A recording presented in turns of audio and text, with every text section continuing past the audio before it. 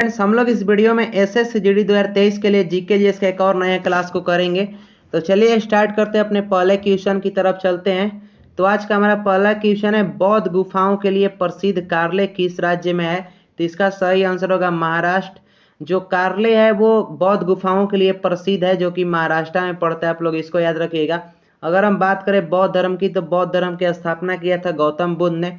गौतम बुद्ध की जन्म हुआ था 563 ईसा पूर्व लुम्बिनी में, जो कि नेपाल में पड़ता है। वहीं बात करें तो गौतम बुद्ध को ज्ञान की प्राप्ति हुआ था बोध गया में, ऋजुपालिका नदी के तट पर हुआ था इनको ज्ञान की प्राप्ति। और ज्ञान प्राप्ति के बाद इन्होंने अपना पहला उपदेश पाली भाषा में दिया था सारनाथ में।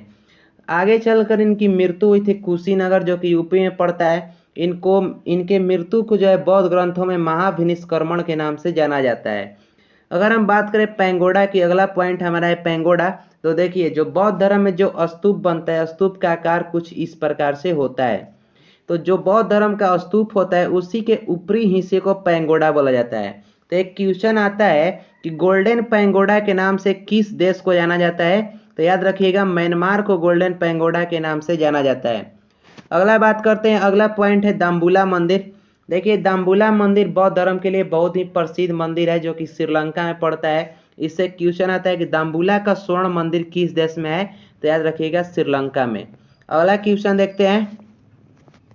अगला है, सर्वाधिक ऑस्कर पुरस्कार जीतने वाले पुरुष रिकॉर्ड किसके नाम पर है? तो सही आंसर याद रखिएगा, वाल्ट डिज्नी। वाल्ट डिज्नी पुरुष वर्ग में सबसे अधिक अभी तक ऑस्कर अवार्ड जीत चुके हैं, और ये अमेरिका के हैं वाल्ट डिज्नी। वहीं बात करें ऑस्कर अवार्ड की, तो इसकी शुरुआत हुई थी 1929 ईस्वी में, और ये अमेरिका के कोलंबिया विश्वविद्यालय में दिया जाता है ऑस्कर अवार्ड को। अगर हम भारत की बात करें, तो भारत में अभी तक केवल एक महिला को ऑस्कर अवार्ड मिला है, भानु अथैया। और वहीं पुरुष के श्रेणी में सत्यजीत राय को 1992 ईस्वी में ऑस्कर पुरस्कार मिला था। चलिए अगला देखते हैं। अगला है, भारत का सबसे पुराना बांध कौन सा है? तो इसका सही आंसर है ग्रैंड अनीकूट बांध। इसको कलनाई बांध के नाम से भी जाना जाता है। तो इसको याद रखिएगा, अच्छा क्वेश्चन है कि भारत का सबसे पुराना बांध कौन सा है? तो ग्रैंड अनीकूट, या ऑप्शन में आपको देखने को मिल सकता है कलनाई बांध भी, जो ये तमिलनाडु में पड़ता है। ये जो बनाया गया था, ये ग्रैंड अनीकूट बांध, ये बहुत ही पुराना है। ये चोल शासकों के समय ही इसका निर्माण किया गया था, ग्रैंड अनीकूट बांध का। वहीं बात करें हीराकुंड, तो हीराकुंड उड़ीसा राज्य में पड़ता है, जो कि महानदी पर है, भारत का सबसे लंबा बांध। भाखड़ा नांगल की बात करें, तो भारत का सबसे ऊंचा गुरुत्वीय बांध। देखिए, डायरेक्ट मत याद रखिए कि भारत का सबसे ऊंचा बांध भाखड़ा नांगल, ऐसे गलत हो जाएगा। याद रखिएगा कि भारत का सबसे ऊंचा गुरुत्वीय बांध भाखड़ा नांगल। और जब क्वेश्चन बोल रहा है कि भारत का सबसे ऊंचा बांध, तो उस कंडीशन में हो जाता है टिहरी। अगर हम बात करें बहुउद्देशीय परियोजना की, तो देखिए, जो हमारे भारत के पहले प्रधानमंत्री थे पंडित जवाहरलाल नेहरू, उनके द्वारा ही पूरे भारत में बांध के निर्माण के लिए बहुउद्देशीय परियोजना चलाया गया था। और इस परियोजना के तहत पहली बार बांध का निर्माण हुआ था दामोदर नदी, जो कि बंगाल में पड़ता है। और पंडित जवाहरलाल ने बांधों को कहा था भारत का मंदिर। अगला क्वेश्चन देखते हैं। अगला क्वेश्चन है, पानी के अंदर की वस्तुओं का पता लगाने के लिए किस यंत्र का प्रयोग किया जाता है? तो इसका सही आंसर होगा सोनार। जो पानी के अंदर वस्तु होती है, उसकी पता लगाने के लिए सोनार का प्रयोग किया जाता है। सोनार जो है प्रसर्व तरंग के सिद्धांत पर कार्य करता है, यानी कि इसमें प्रसर्व तरंग का यूज होता है। अगर वहीं रडार की बात करें, तो जो वस्तुएं हवा में उड़ती है, उनके लिए रडार का प्रयोग होता है। सोनार का प्रयोग पानी में, और रडार का प्रयोग हवा के लिए होता है। रडार जो है विद्युत चुंबकीय तरंग के सिद्धांत पर कार्य करता है। तो ये याद रखिएगा दोनों को। अगला क्वेश्चन देखते हैं। अगला है, सॉरी ये क्या हो गया भाई, हाँ चलिए अब देखते हैं। अगला क्वेश्चन है, क्षेत्रफल की दृष्टि से दूसरा सबसे बड़ा देश कौन सा है? तो सही आंसर होगा कनाडा। कनाडा जो है विश्व में क्षेत्रफल की दृष्टि से दूसरा सबसे बड़ा राज्य है। अगर हम वहीं बात करें भारत की, तो भारत विश्व में 7वां सबसे बड़ा राज्य है, जो कि पूरे विश्व का 2.4% क्षेत्रफल अपने पास रखता है। वहीं जनसंख्या के हिसाब से बात करें, तो भारत में टोटल विश्व की 17% जनसंख्या निवास करती है। अगर हम विश्व में सबसे बड़े महाद्वीप की बात करें, तो एशिया, और द्वीप है सबसे बड़ा ग्रीनलैंड। ग्रीनलैंड देखिए पड़ता है जो अमेरिका में, उत्तरी अमेरिका में ग्रीनलैंड पड़ता है, मगर इस पर जो अधिकार है वो यूरोप वालों का है, और यूरोप में डेनमार्क देश का इस पर अधिकार है ग्रीनलैंड द्वीप पर। चलिए अगला देखते हैं। अगला है सूर्य में ऊर्जा किस माध्यम से उत्पन्न होता है? तो इसका सही आंसर होगा नाभिकीय संलयन। नाभिकीय संलयन से सूर्य में ऊर्जा होता है। नाभिकीय संलयन कैसी प्रक्रिया है? तो देखिए, जब बहुत सी छोटी छोटी अणु की नाभिक मिलकर एक बड़ी नाभिक की निर्माण करती है तो उस प्रक्रिया को नाभिकीय संलयन के नाम से जाना जाता है। जैसे कि आप लोग जानते हैं कि सूर्य में 71% हाइड्रोजन और 26% हीलियम गैस पाई जाती है, और इसके अलावा कुछ और अन्य गैसें भी पाई जाती है 2 से 3%। तो वहीं जब हाइड्रोजन के 4 परमाणु मिलकर हीलियम के 1 परमाणु का निर्माण करते हैं तो इस प्रक्रिया को नाभिकीय संलयन कहा जाता है, और इसी प्रक्रिया से सूर्य में जो है ऊर्जा निकलती है या उत्पन्न होती है। अगर हम वहीं बात करें नाभिकीय विखंडन की, तो जब बड़ी नाभिक टूटकर छोटे छोटे अणुओं में विखंडित हो जाती है तो उस प्रक्रिया को नाभिकीय विखंडन के नाम से जाना जाता है। नाभिकीय विखंडन के सिद्धांत पर कार्य करता है हमारा परमाणु बम। परमाणु बम जो है वो नाभिकीय विखंडन के सिद्धांत पर कार्य करता है। अगर हम वही नाभिकीय संलयन की बात करें तो जो हाइड्रोजन बम है वो नाभिकीय संलयन के सिद्धांत पर कार्य करता है। चलिए अगला देखते हैं। अगला है थॉमस कप का संबंध किस खेल से है? तो याद रखिएगा बैडमिंटन से। थॉमस कप का जो संबंध है वो बैडमिंटन से है। दो देश का नाम याद रखिएगा, मलेशिया और इंडोनेशिया। इन दोनों देश का राष्ट्रीय खेल जो है वो बैडमिंटन ही है। चलिए अगला देखते हैं। अगला है सेशेल्स द्वीप किस महासागर में है? तो इसका सही आंसर होगा हिंद महासागर। हिंद महासागर में सेशेल्स द्वीप है। अगर हम हिंद महासागर में कुछ और द्वीप की बात करें तो मेडागास्कर है, डियो गार्सिया है, और मॉरिशस एक देश है वो भी हिंद महासागर में ही है। तो आप इसको याद रखिएगा, डियो गार्सिया और मेडागास्कर ये दोनों भी कहाँ हैं? हिंद महासागर में ही है। अगला देखते हैं। अगला है इंटरपोल का मुख्यालय कहाँ स्थित है? तो सही आंसर है लियोन्स। इंटरपोल का मुख्यालय जो लियोन्स और लियोन्स है पेरिस में। इंटरपोल की स्थापना किया गया था 1923 ईस्वी में। चलिए अगला देखते हैं। अगला एक कुंचिकल जलप्रपात किस राज्य में है? तो इसका सही आंसर होगा कर्नाटक। कुंचिकल जलप्रपात जो है वो कर्नाटक में पड़ता है। कर्नाटक में कुछ और जलप्रपात जैसे शरावती है, गोकक है, यह भी कहाँ है? कर्नाटक में ही है। कर्नाटक की एक और अगर जलप्रपात की मैं बात करूं तो भारत की सबसे ऊंची जलप्रपात जिसका आप लोग नाम सुने होंगे उसको जाना जाता है जोग के नाम से। अभी उसका वर्तमान नाम हो गया महात्मा गांधी। देखिए जोग जलप्रपात जो है उसका एक बार नाम हुआ गुरसप्पा, और गुरसप्पा के बाद में हो गया महात्मा गांधी। तो याद रखिएगा जो जोग जलप्रपात है उसका वर्तमान नाम है महात्मा गांधी, और जिसका ऊंचाई है 255 मीटर, जो कर्नाटक राज्य में पड़ता है। शरावती नदी पर ये स्थित है। चलिए अगला देखते हैं। और अगर हम बात करें चुलिया पुनासा की, तो चुलिया पुनासा भी जलप्रपात है जो राजस्थान में स्थित है, और रेना धुआंधार जलप्रपात मध्य प्रदेश में स्थित है। चलिए अगला देखते हैं। अगला है भारतीय अंतरिक्ष का जनक किसे माना जाता है? तो सही आंसर होगा विक्रम साराभाई। विक्रम साराभाई को भारतीय अंतरिक्ष के जनक के रूप में माना जाता है। अगर हम बात करें इसरो की, तो इसरो की स्थापना 1969 ईस्वी में हुआ था। भारतीय अंतरिक्ष एजेंसी के रूप में इसको स्थापना किया गया था। इसरो के द्वारा जो है इसरो के प्रथम चीफ बने थे विक्रम साराभाई ही 1969 ईस्वी में। होमी जहांगीर भाभा की बात करें तो होमी जहांगीर भाभा को भारतीय नाभिकीय विज्ञान के जनक के रूप में जाना जाता है, होमी जहांगीर भाभा को। चलिए अगला देखते हैं। अगला एक किस ग्रह के चंद्रमा का नाम गैनीमेड है?